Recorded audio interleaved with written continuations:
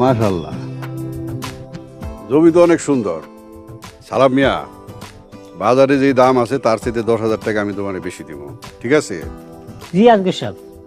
তাইলে কথা কিন্তু ফাইনাল, এই জমি এখন থেকে আমার। না,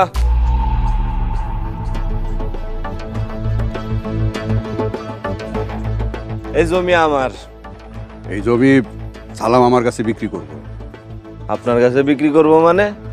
6 মাস আগে এই জমির বায়না করে দিয়া গেছি আমি। আরে 6 মাস আগে বায়না করছো তো কি হয়েছে? আমি তোরে টাকা বাড়াই দিব কইছি।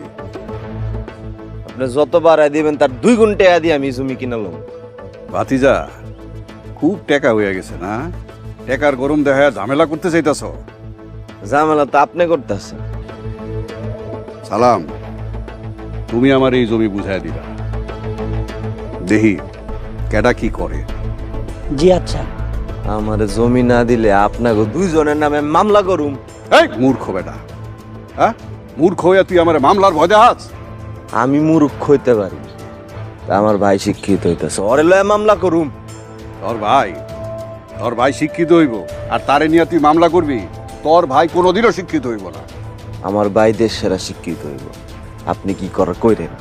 ওই সালাম ভাই, কালকা যত টাকা লাগে আমি আপনারে দিব। এই জমি কাওলা দিয়ে আমারে আপনি বুঝাই দিবেন।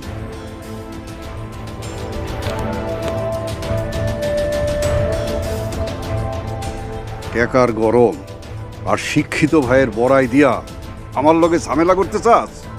তোর শিক্ষিত ভাইরে আমি কাইরা নিমু, তোকে ভাইয়ে ভাইয়ের সংসারের ভিতরে আগুন জ্বালায় তোকে সংসার সারকার করে দিব। বাদ দাও সালাম মিয়া। শোনো, ওই পাশে খুঁটি কারা আছে?